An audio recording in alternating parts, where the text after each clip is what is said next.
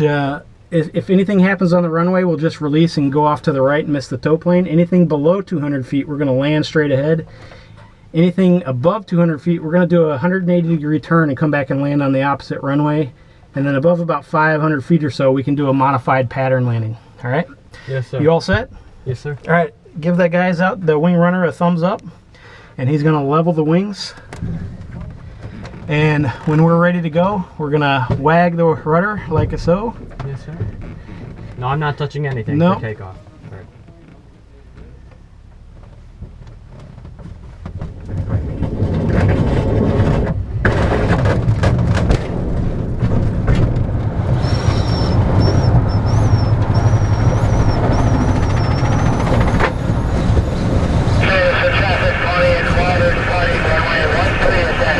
So we're going to stay down low, right, in line with the tow plane. Because if we lift up too far, it can flip the tow plane over. That would not be good. Nope. After we get in the air, we basically want to be right behind the tow plane and basically have his landing gear look like it's sitting on the ground. So if he gets up a little higher, we go up a little higher. If he gets down low, we kind of flatten out and let him climb back up to us. There's our 200-foot point, so if anything happened from here on out, we turn around and go back to the airport. Otherwise, we wouldn't have enough altitude to make that turn.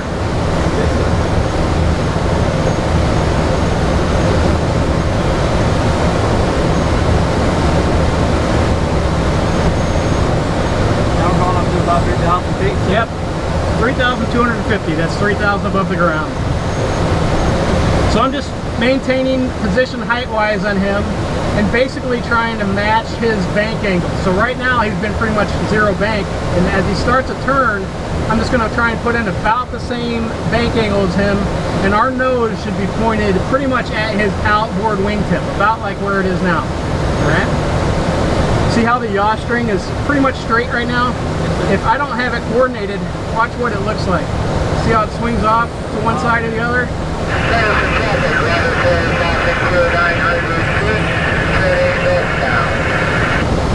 Now, tow plane has a bunch of prop wash under it.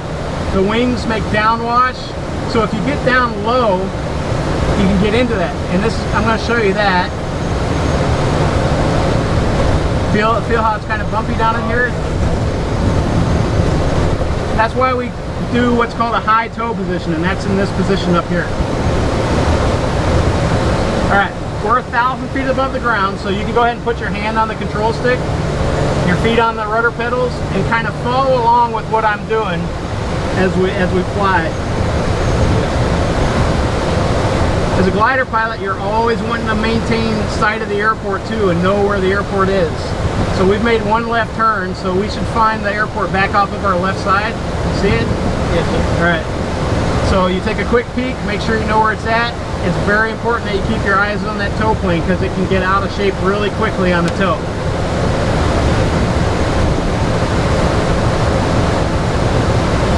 This lake up ahead of us is about as far north as we want to go to stay within glide range. There's some green fields and a farm out to the west, which is out further there. See that bigger buildings further out, not this white one right here? Yep. That's about as far to the west as we'd want to go.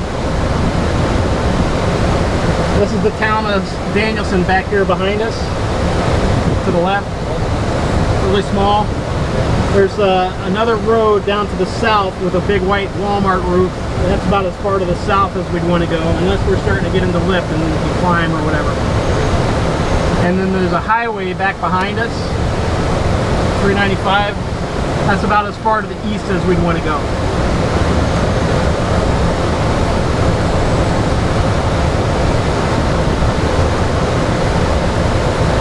So if I get low on him, where he looks like he's getting up high, I just add a little bit of back pressure. You keep your hand on the stick so you can kind of follow along with what I'm doing. If he gets too low, I add just a little bit of forward pressure and he can get back high.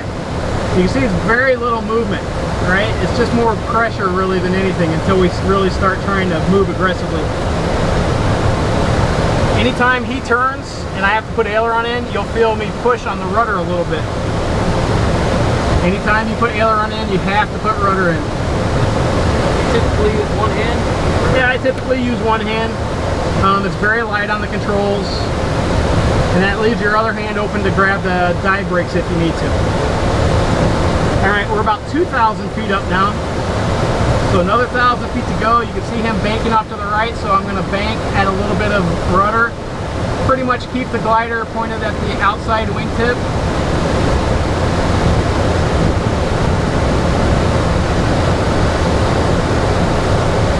Basically when that snake is off, yeah, kind of going sideways. Exactly. I know when we do power flights, we come in for landings and garages sometimes, coming in sideways or anywhere really. Yeah.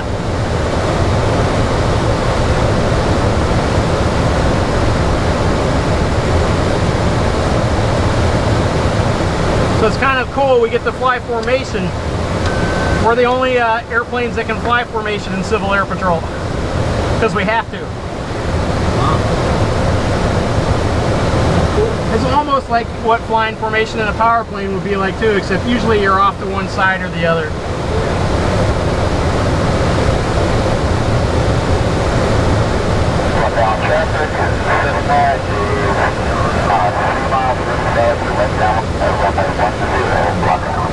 As pilots, we're always responsible for seeing and avoiding other airplanes. So you're always constantly looking out for other aircraft, especially right around an airport, because that's where most airplanes are. This big green field next to the airport, you know, no, you're not from Danielson, are you? You're from Waterbury. That big green field right next to the airport, in between us and the airport, that's where the parachute jumpers come down and land. So we're always looking for parachute jumpers, make sure they're not coming down on top of us. Alright, coming up on 3,000 feet, I was talking about looking for traffic. We got to do that 90-degree right turn when we release, so we look to the right, make sure there's no airplanes over there. And we got a normal tow rope tension, and there's our 3,000 feet, so you can pull the release. Alright, see the rope? Yes, sir. How it's going away? We know we're disconnected. We turn right 90 degrees. That is cool. Alright, you can retrim it for me, so that yellow bar, grab it and just, you'll hear that noise. Pull it? Yep. And that just resets that spring tension. Alright? Yes, sir. Alright, we're going to try and fly straight ahead. So I want you to pick out something like a field or something out there that you see. Yes, sir. And we're going to fly straight to that field. If the left wing goes down, you just put in the right aileron to keep it back up. You look out at the left wing, see how high it is above the horizon? We got at the right wing, it should be about the same. Alright? So you have the flight controls. Keep the nose about the same place above the horizon. You're going to have to pull back just a little bit. There you go. That's pretty tricky.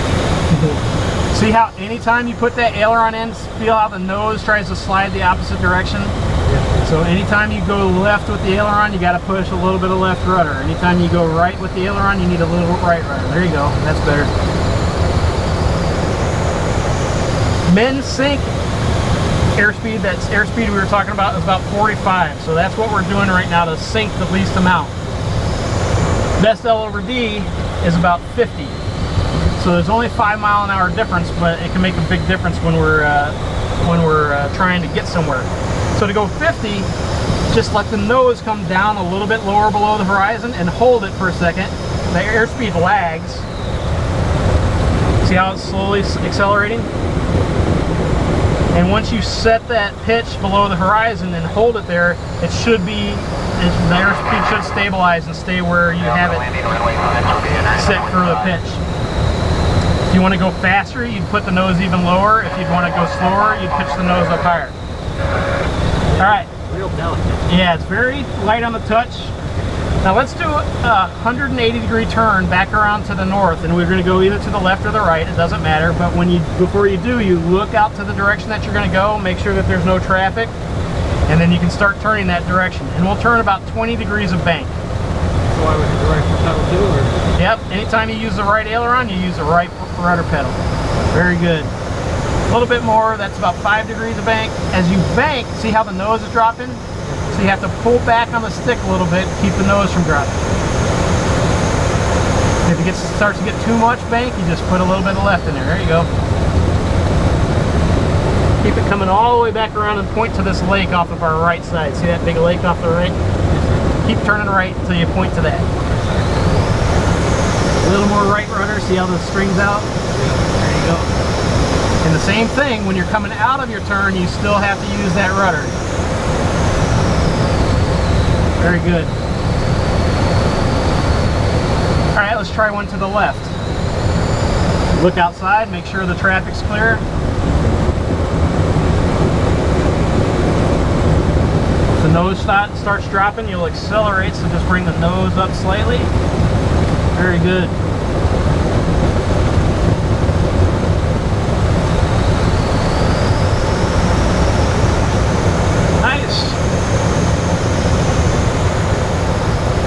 All right, let's try a turn again, either direction, back towards that lake, and we'll try it a little bit steeper bank this time, about 30 degrees. Is that like over there?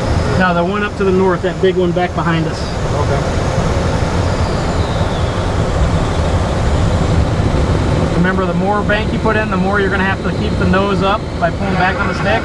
And you also start getting the load factor, start pulling G's. Feel that? Yeah. All right, you can go to the right.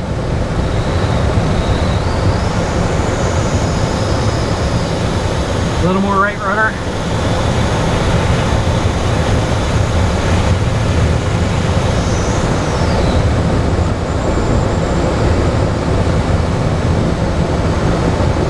Very nice.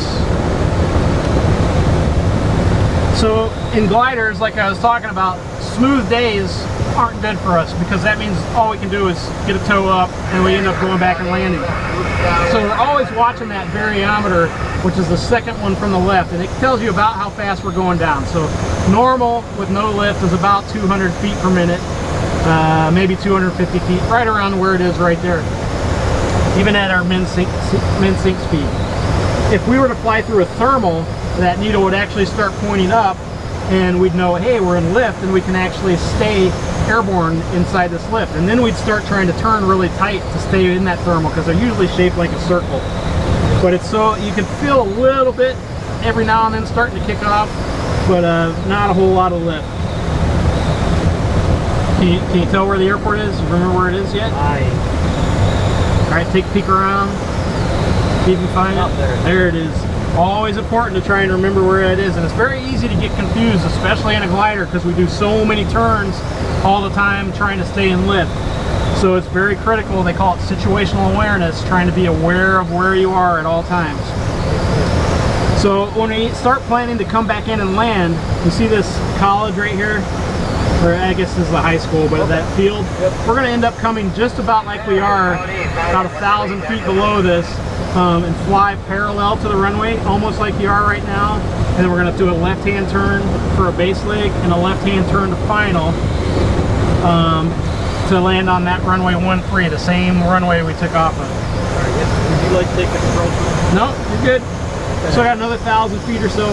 See how the needle's going up right now? Yep. That's almost a little bit of lift. You can feel it in the seat of your pants too, how it kind of pushes up on the glider sometimes.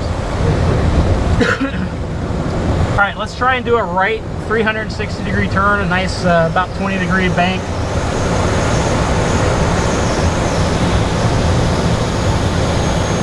A little more rudder. See how that strings out? Keep the nose up. If it starts banking too much, a little opposite aileron. There you go.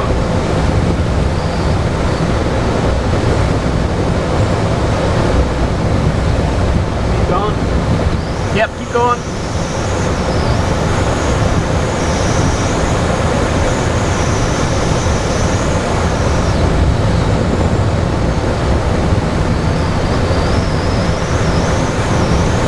Pretty good.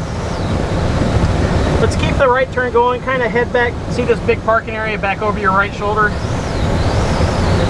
Keep the right turn going, head back there. And I'm going to start coming back with you on the controls, and we're going to come in for a landing. And we do what's called a before landing checklist, which in this airplane we use STAL for our acronym. And STAL, the S stands for speed. And we're going to speed up to about 55 miles an hour for our landing, and that gives us a little bit of extra airspeed so that we have some cushion for when we're, in case we have any turbulence or anything like that, because we only got one shot to do this glider approach. The T stands for trim. So once we're going 55, which we're doing now, you can pull that yellow bar again. Right here. Yep. And that retrims the airplane to keep flying at 55. The A is for air brakes, or in this thing, the die brakes. So we're going to check and make sure they work by opening them up, looking out each side, see the wings, left, right, they work, and we'll put them back away. And we check that while we're up here to make sure that they work, because if they don't work when we're down low, we don't have any chance to recover from it, you know, if we're far away from the airport or something. The first L, install, is for look. So we're looking back at the airport, looking at the runway. Right now there's nobody on the runway, right? So we're good for landing. And then we're looking at the wind. If you can see, the wind socket's kind of down behind a hill right now, but we'd look for that as well. And the last L is kind of a given, is land.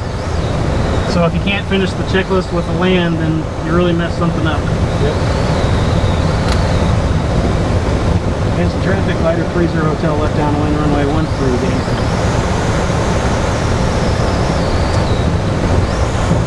Feel that lift? Yeah. So as we're coming here, we want to be about 1,000 feet above the ground at this end of the runway, which we're just about there. And then we go to about half die brakes, and we keep our 55 miles an hour. This is called a downwind. Just parallel on the runway. And we're going to fly out to we're about 45 degrees past the runway.